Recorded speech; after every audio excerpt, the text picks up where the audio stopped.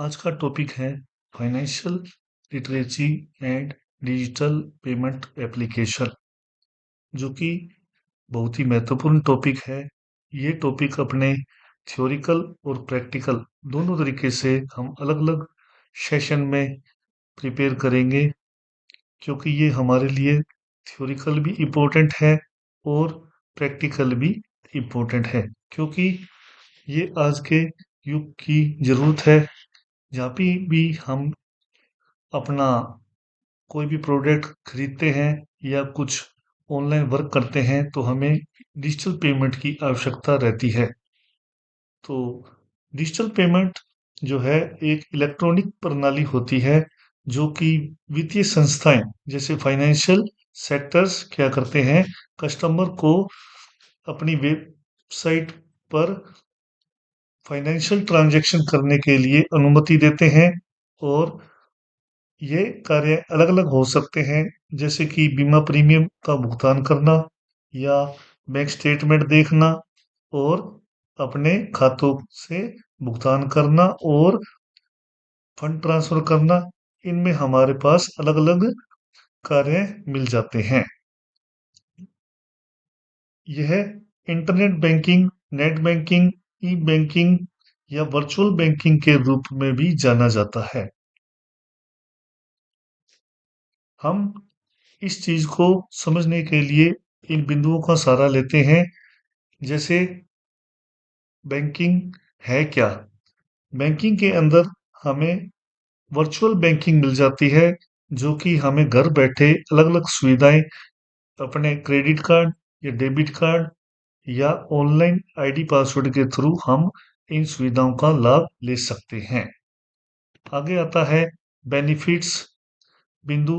फिर आती है हमारी सर्विसेज थ्रू ऑनलाइन बैंकिंग, जिसके अंदर हम जानेंगे कि हमारे को ऑनलाइन बैंकिंग के क्या लाभ हैं और क्या क्या सर्विसेज को हम यूज में ले पाएंगे। फिर आएगा हमारा अकाउंट ओपन का प्रोसेस, भी हम इसके अंदर अपना अकाउंट ओपन कैसे कर सकेंगे। साथ में इसके मेथड भी, हम किन किन मोड में हम पेमेंट कर पाएंगे। इलेक्ट्रॉनिक बैंकिंग के अंदर हम, जो कि वित्तीय संस्थान के द्वारा क्या करवाया जाता है, पंजीकरण करवाया जाता है, रजिस्ट्रेशन करवाया जाता है। और इन रजिस्ट्रेशन आईडी पासवर्ड के साथ या ऑथेंटिकेशन के साथ ही हम अपने इन ऑनलाइन पेमेंट को प्रोसेस कर पाते हैं, जो कि ओटीपी से सिक्योर रहता है और ये तुरंत हो जाता है। अब है हमारा बिंदु, जिसके अंदर हम जानेंगे बेनिफिट्स ऑफ ऑनलाइन बैंकिंग। भी हम ऑनलाइन बैंकिंग जो यूज में लेंगे, उसके बेनिफिट्स क्या रहेंगे। इसका सबसे बड़ा लाभ है कि हम इसे कहीं भी किसी भी समय 24 घंटे इसको यूज में ले सकते हैं, क्योंकि ये इंटरनेट के थ्रू चलता है। इसका कोई भी टाइमिंग फिक्स नहीं है, हम 24 घंटे कभी भी इसे इस्तेमाल कर सकते हैं। और इसमें कॉस्ट की लागत भी बहुत ही कम आती है। मतलब जब हम इसको पेमेंट बाई चांस किसी को लेनी है या देनी है, अगर हम यही चीज ऑफलाइन प्रोसेस में करें कि हमारे को गंगानगर से किसी से पेमेंट लेके आनी है, तो हमें क्या करना होगा, वहां तक जाना होगा और उसमें हमारा समय भी बहुत व्यर्थ होगा। और जो हमारे को पेमेंट मिलेगी, उसके अंदर से भी हम क्या कर देंगे, कुछ एक्सपेंसेस खर्चा कर देंगे। तो हमारा जो ट्रांजैक्शन कॉस्ट है काफी एक्सपेंसिव हो जाता है। यही चीज अगर हम घर बैठे ऑनलाइन मोड में करते हैं, ऑनलाइन बैंकिंग के थ्रू करते हैं, तो हमारा ट्रांजैक्शन लागत जो है काफी कम आता है और इसमें समय भी बहुत बच जाता है। और फिर क्या आता है, ये सुरक्षित रहता है कि हमारा कोई भी रास्ते में कोई पॉकेट मारने का या अदर जो एक्टिविटी है, वो हमारी नहीं हो पाती। हमारी जोखिम बहुत ही न्यून हो जाती है। और इसके अंदर सबसे बड़ा बेनिफिट है कि हम तुरंत ही एक स्थान से दूसरे स्थान पे क्या कर देते हैं, पेमेंट को ट्रांसफर कर देते हैं और घर बैठे यूटिलिटी सर्विसेज को यूज ले पाते हैं। अगला बिंदु आता है हमारा सर्विसेज थ्रू ऑनलाइन बैंकिंग। भाई हम ऑनलाइन बैंकिंग थ्रू क्या क्या सर्विसेज हम यूज में ले सकते हैं। जैसे आधार ऑथेंटिकेशन के साथ हम क्या कर सकते हैं, घर बैठे अपना अकाउंट ओपन कर सकते हैं। आज हम अपने अकाउंट अगर हमने ओपन करना है तो हमें बैंक जाने की आवश्यकता नहीं है। हम अपने आधार कार्ड के थ्रू ही अपने बैंक अकाउंट को घर बैठे ओपन कर सकते हैं और अपने खाते की राशि का स्टेटमेंट की जांच कर सकते हैं और किसी भी खाते में पेमेंट को ट्रांसफर कर सकते हैं और फिक्स डिपॉजिट या अन्य निवेश हम कर सकते हैं। मतलब एक फिक्स डिपॉजिट मतलब अपने एफडी बोल दिया जाता है शॉर्ट के अंदर, और डिमांड ड्राफ्ट या चेकबुक के लिए हम क्या कर सकते हैं, रिक्वेस्ट कर सकते हैं, यूटिलिटी सर्विसेज को यूज में ले सकते हैं और साथ के साथ हम क्या कर सकते हैं, डेबिट कार्ड को पिन अगर डैमेज हो गए या हम भूल गए हैं या तो हम क्या कर सकते हैं, उसे रीजनरेट कर सकते हैं। अब बारी आती है हमारा बैंक अकाउंट ओपन करने का प्रोसेस। हम अगर अपना बैंक अकाउंट ओपन करना चाहते हैं तो हमें सबसे पहले ये पता होना चाहिए कि एक बैंक अकाउंट हमारे को कितने टाइप के ओपन कर सकते हैं। जनधन खाता अगस्त 2014 में स्टार्टअप किया गया था। ये जीरो बैलेंस के नाम से भी जाना जाता है। इस खाते की जो शुरुआत की गई है स्पेशली डिजिटल पेमेंट को अधिक से अधिक लोगों तक पहुंचाने के लिए ये सर्विसेज चालू की गई थी सन 2014 में। क्योंकि उस समय डिजिटल पेमेंट को जब लॉन्चिंग की गई थी तो इसके अंदर सबसे बड़ी समस्या ये आई थी कि लोगों के पास अपने बैंक अकाउंट ही नहीं थे और इसके अंदर लोगों को जो बेनिफिट्स उपलब्ध करवाने थे गवर्नमेंट ने, उनको घर घर तक पहुंचाने के लिए उनके आगे बड़ी विकट समस्या थी। इसलिए लोगों के बैंक अकाउंट खुलाने के लिए जनधन खाता की शुरुआत की गई थी। इसके कोई भी व्यक्ति अपना आधार कार्ड के थ्रू ही अपना जीरो बैलेंस अकाउंट ओपन कर सकता है। यह स्टूडेंट वर्ग भी अपने अकाउंट को जीरो बैलेंस से ओपन कर सकते हैं। जीरो बैलेंस का मतलब है कि अपने अकाउंट में हम जितने रुपए हैं सभी के सभी हम निकाल सकते हैं। अगर हमारे अकाउंट में 10 रुपए भी हैं या 100 रुपए भी हैं तो हम सारे के सारे अपने यूज कर सकते हैं। दूसरा आता है सेविंग अकाउंट। सेविंग अकाउंट एक तरह से पिगी बैंक की तरह रहता है। सेविंग अकाउंट जो है हमारे व्यक्तिगत या पर्सनल यूज के लिए अकाउंट ओपन करवाया जाता है बैंक के द्वारा, जिसके अंदर बैंक क्या करता है, हमें इंटरेस्ट देता है, ब्याज देता है हमारी जमा राशि पे। और करंट अकाउंट जो है वो है बिजनेस पर्पज के लिए अकाउंट, जिसमें हम क्या कर सकते हैं, दैनिक अपने व्यापार के लिए कितने मर्जी ट्रांजैक्शंस कर सकते हैं। सेविंग अकाउंट में हम जो है एक लिमिट पे ही ट्रांजैक्शन कर सकते हैं, जबकि चालू खाता जिसे करंट अकाउंट के नाम से जाना जाता है और कारपोरेट अकाउंट भी बोल दिया जाता है, इसके अंदर बिजनेस वर्ग के अंदर इसे इस्तेमाल की करने की अनुशंसा की जाती है और इसके अंदर दैनिक कितने भी अमाउंट का पेमेंट किया जा सकता है। फिर आता है रिक्यूरिंग अकाउंट। रिक्यूरिंग अकाउंट मतलब आवर्ती खाता, जो कि एक निश्चित अवधि के लिए अकाउंट ओपन किया जाता है। जैसे एफडी बोल दिया जाता है, फिक्स डिपॉजिट। अब हमें अपनी इच्छा के हिसाब से कोई भी बैंक अकाउंट हमें ओपन कर करवाना होता है, जिसके लिए हमें कुछ डॉक्यूमेंट की आवश्यकता रहती है। जिसके लिए सबसे पहले आधार कार्ड अगर हमारे पास है तो हम आधार कार्ड से ऑनलाइन ऑथेंटिकेशन से ही अपना अकाउंट ओपन कर सकते हैं। अगर हमारे पास आधार कार्ड की सुविधा नहीं है तो उस समय हम क्या कर सकते हैं, अदर डॉक्यूमेंट की यूज में ले सकते हैं।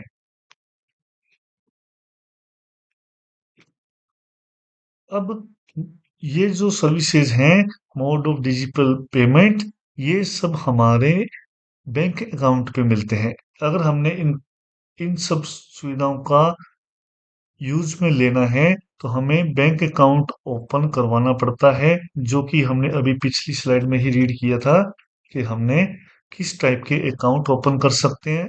ये अकाउंट हमारे पास होगा तभी हम अपना इन सर्विसेज को काम में ले पाएंगे, जिसके अंदर debit card, credit card, net banking, payment gateway और पोस्ट मशीन शामिल रहते हैं।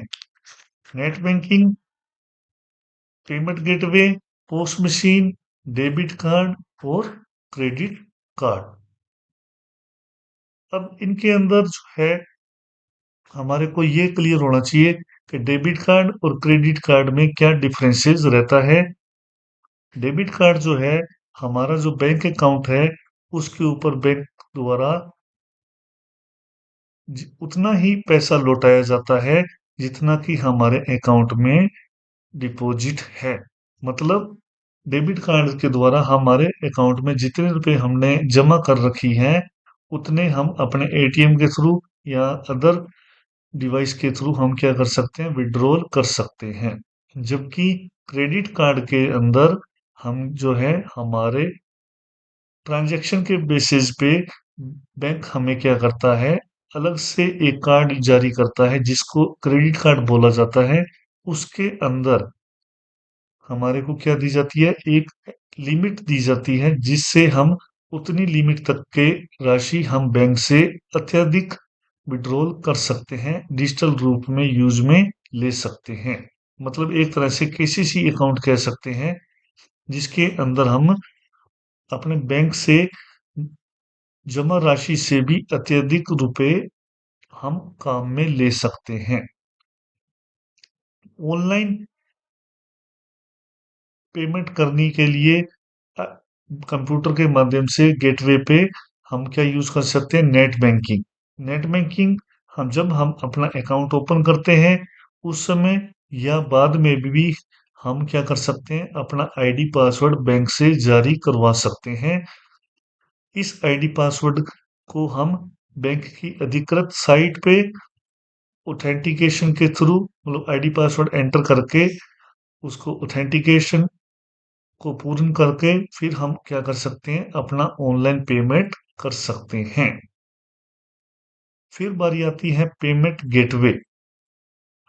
मर्चेंट अकाउंट्स जो ये मर्चेंट वेबसाइट्स क्या करती हैं, हमारे को ऑनलाइन पेमेंट का ऑप्शन देती हैं, जिस पे क्या करती है कुछ एजेंसीज पेमेंट गेटवे के रूप में सभी बैंकों को एक ही साइट पे कनेक्ट करके रख किया जाता है, जिससे हम क्या कर सकते हैं, अपना पेमेंट का ऑप्शन चूज कर सकते हैं और उस गेटवे पे हम क्या करते हैं, पेमेंट करते हैं। साथ में ये गेटवे क्या करता है, हमारे को पेमेंट करने की अनुमति तो देता ही है, साथ में जैसे ही पेमेंट कर देते हैं उसकी रिसिप्ट और वापिस उसी वेबसाइट पे हमारे को लौट के छोड़ देता है, मतलब हमारे को उसी वेबसाइट पे रिडिक्रेट कर देता है।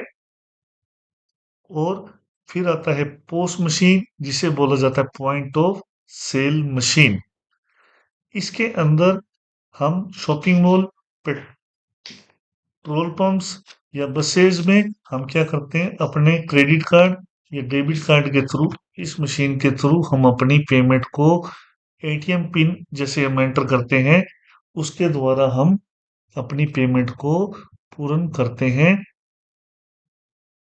इसके अंदर हम आजकल जो आने वाले कार्ड हैं, debit card, credit card, wifi वाले, उससे भी पेमेंट कर सकते हैं बिना मशीन में कार्ड लगाए। और साथ के साथ हम अपने इसके अंदर अलग अलग मशीनें जैसे पोस्ट मशीन आ जाती है या अदर जो है पिन बेल मशीन है, उनमें भी हम इसको यूज कर सकते हैं। और इन मशीनों के हम क्या बोलते हैं, माइक्रो एटीएम भी बोला जाता है। अब है हमारी मोबाइल एप्लीकेशन। मोबाइल एप्लीकेशन में सबसे पहले आ जाता है गूगल पे, फिर आती है फोन पे, फिर आता है फ्री चार्ज, फिर आता है पेटीएम, फिर आता है एसबीआई योनो, जिसका ओल्ड नेम है एस स्टेट बैंक बड़ी। फिर आता है यूपीआई, जिसका पूरा नाम होता है यूनिफाइड पेमेंट इंटरफेस। फिर आती है बीमैप, भारत इंटरफेस फॉर मनी। फिर आता है एईपीएस, जो कि आधार इनेबल पेमेंट सिस्टम रहता है। अब इन चीजों को हम क्या कर सकते हैं, मोबाइल के थ्रू भी यूज किया जाता है। अलग अलग एप्लीकेशन कोई भी हो सकती है, जिसके थ्रू हम क्या करते हैं, मोबाइल ट्रांजैक्शंस करते हैं। और हम तुरंत ही एक जगह से दूसरी जगह क्या कर देते हैं, अपने अकाउंट से पैसे दूसरे अकाउंट में ट्रांसफर कर देते हैं, या किसी से मंगवा भी लेते हैं, और अपने यूटिलिटी सर्विसेज को इस्तेमाल भी करते हैं। पेपर लेवल के लिए इनके पूरे नाम हमें याद होने चाहिए, जैसे UPI unified payment interface, Bhim Bharat interface for money, AEPS Aadhaar enable payment system. ये ऐप्स जो है गूगल पे, फोन पे, हम दैनिक जीवन में काफी काम में ले रहे हैं। और हमने ये भी देखा है कि इमित्रा या अदर लिखा रहता है, आधार कार्ड से पैसे निकालें, तो वो जो सर्विसेज यूज में ली जाती है उसे बोला जाता है एईपीएस, आधार इनेबल पेमेंट सिस्टम। और फिर आता है कीपैड फोन। कीपैड फोन के लिए जो सर्विसेज चलती है बिना इंटरनेट के, वो चलती है USSD, unstructured supplementary service data. इसके अंदर जो है, हम बिना एंड्रॉयड मोबाइल के भी हम अपने अकाउंट से दूसरे अकाउंट में पैसे ट्रांसफर कर सकते हैं, और बैंक द्वारा जो सर्विसेज है उसको काम में ले सकते हैं, जैसे बैलेंस चेक करना, मिनी स्टेटमेंट चेक करना, और फंड ट्रांसफर करना, अपनी पिन बदलना, और ओटीपी जनरेट करना। ये सब चीजें हम यूएसएसडी के अंदर आसानी से कर सकते हैं। जैसे हम बैलेंस चेक करते हैं *123#। इस तरह बैंकों का क्या रहता है, अलग अलग कोड रहता है, उस कोड के जरिए हम यूएसएसडी सर्विसेज को काम में ले सकते हैं। नेक्स्ट आता है इसके अदर इंटरनेट के द्वारा की जाने वाले पेमेंट सिस्टम के एक मोड, जिसके अंदर आ जाता है एनईएफटी, जिसका पूरा नाम होता है नेशनल इलेक्ट्रॉनिक फंड ट्रांसफर। फिर आता है आरबीआई। आरबीआई जो है रिजर्व बैंक ऑफ इंडिया है, जिसके ही रूल सभी बैंक क्या करते हैं, फॉलो करते हैं। ये फुल नेम के अंदर हमारे को याद रखना चाहिए भी आरबीआई है क्या। और फिर आता है आईएफसी कोड, जो कि इंडियन फाइनेंशियल सिस्टम कोड रहता है इसका पूरा नाम। और जब हम गूगल पे या फोन पे में पार्टी का बैंक अकाउंट ऐड करते हैं, उस समय हमें क्या एंटर करना होता है, आईएफएससी कोड एंटर करना होता है, जो कि हर ब्रांच का अलग अलग रहता है। आईएमपीएस इमीडिएट पेमेंट सर्विस है इसका पूरा नाम। फिर नेक्स्ट आता है आरटीजीएस, जिसे बोला जाता है रियल टाइम ग्रोस सेटलमेंट, जो कि इंस्टेंट अपने पेमेंट को क्या कर देती है, सेटलमेंट कर देती है। जैसे ही हम पेमेंट ट्रांसफर करते हैं, कुछ ही देर में हमारा पेमेंट जो है रिफ्लेक्ट कर देता है। फिर है बीबीपीएस, जो कि भारत बिल पे सिस्टम। और नेक्स्ट आता है आरएफआईडी, जो कि रेडियो फ्रीक्वेंसी आइडेंटिफिकेशन। और नेक्स्ट है फास्टैग, जो कि इस्तेमाल किया जाता है हमारे ट्रैफिक्स के अंदर, ट्रांसपोर्टिंग के अंदर, जो कि गाड़ियों को, जब हमें एक तरह से टोल नाका बोल देते हैं, उसके अंदर जब गाड़ियों को ट्रांसफर किया जाता है, मतलब अपने एक जगह से दूसरी जगह जब हम जाते हैं, उस समय क्या है, रोड टैक्स के रूप में हमारे से जो टैक्स वसूला जाता है, सरचार्ज कह सकते हैं, वो वसूलने के लिए पहले तो क्या रहता था, कैश के रूप में इसे इस्तेमाल किया जाता था। उससे क्या है, टाइमिंग ज्यादा लगती थी, और टाइमिंग ज्यादा लगने के कारण क्या है, अपने सड़कें जाम हो रहती थी। इस चीज को जब इलेक्ट्रॉनिक फॉर्म में किया गया, मतलब फास्टैग यूज किए गए, उससे ये जाम की समस्याओं से काफी निजात पाई है। और साथ के साथ फास्टैग से क्या है, हमारा जो करप्शन है वो भी कहीं ना कहीं बंद हुआ है। फास्टैग जो है आरएफआईडी से चलता है, और फास्टैग एक जो स्टिकर है गाड़ी के फ्रंट ग्लास पे अंदर की साइड लगा रहता है, जो कि कैमरों द्वारा ऑटो डिटेक्ट किया जाता है। जैसे ही ये उस एरिया से गाड़ी हमारी व्हीकल जाता है, ये ऑटोमेटिक वर्क करता है।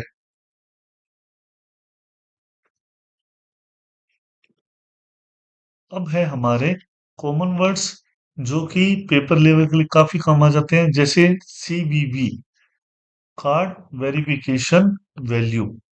और नेक्स्ट आता है ओटीपी, जिसका नाम है वन टाइम पासवर्ड।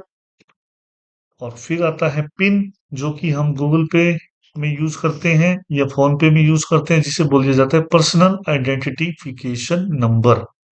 और नेक्स्ट आता है सीवीवी, जिसे बोला जाता है अपने कार्ड वेरिफिकेशन वैल्यू, और जो कि 3 डिजिट का रहता है। और ये अपने क्रेडिट कार्ड या डेबिट कार्ड के बैक साइड में मौजूद रहता है।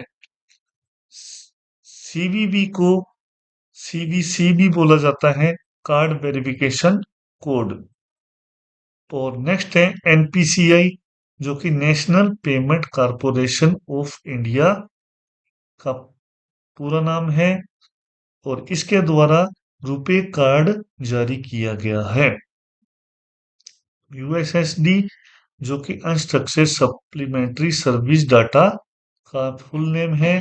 फिर है एमएमआईडी, मोबाइल मनी आइडेंटिफायर। और लास्ट में है क्यूआर, जिसका पूरा नाम आ जाता है क्विक रेस्पॉन्स कोड। तो ये थे हमारी थ्योरिकल जो इस चैप्टर के वर्ड्स। और अब जो नेक्स्ट है वो है हमारा डिफरेंसेस बिटवीन एनईएफटी और आरटीजीएस और आईएमपीएस। अब ये क्या है, जो अभी हमने रीड किए थे एनईएफटी, आरटीजीएस, आईएमपीएस, इनमें डिफरेंस क्या है?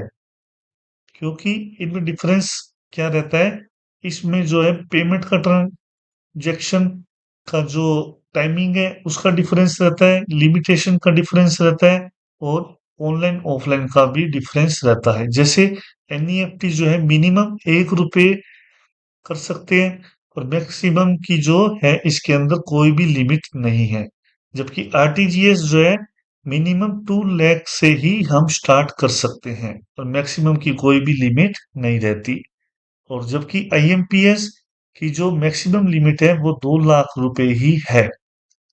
अब एनईएफटी जो है हम ऑनलाइन और ऑफलाइन दोनों तरीके से करवा सकते हैं। मतलब ऑनलाइन अगर हमारे पास आईडी पासवर्ड गूगल पे, फोन पे या नेट बैंकिंग सुविधा है, तो हम उसके अंदर हम यूज कर सकते हैं।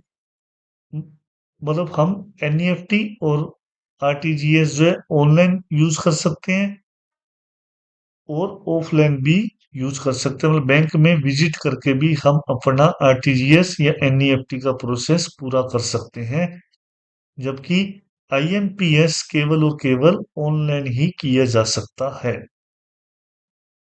सेटलमेंट टाइप का मतलब आ जाता है, हम क्या, जब हम पेमेंट का ट्रांजैक्शन करते हैं तो इसमें लगने वाला समय, एनईएफटी जो है लगभग आधा घंटा से 1 घंटा ले जाता है पेमेंट को सेटलमेंट होने में। जैसे हम ओके बटन दबाते हैं तो सामने वाले अकाउंट में जो पेमेंट रिफ्लेक्ट होती है, लगभग आधे घंटे बाद वो रिफ्लेक्ट हो पाती है। जबकि आरटीजीएस और आईएमपीएस में hand to hand real time settlement हो जाता है। और चार्जेस, जिसके अंदर एनईएफटी और आरटीजीएस में कोई चार्जेस नहीं लगता, जबकि आईएमपीएस के अंदर अलग अलग बैंकों का अलग अलग जो स्लैब रेट है उसके अकॉर्डिंग उसका चार्जेस लगता है।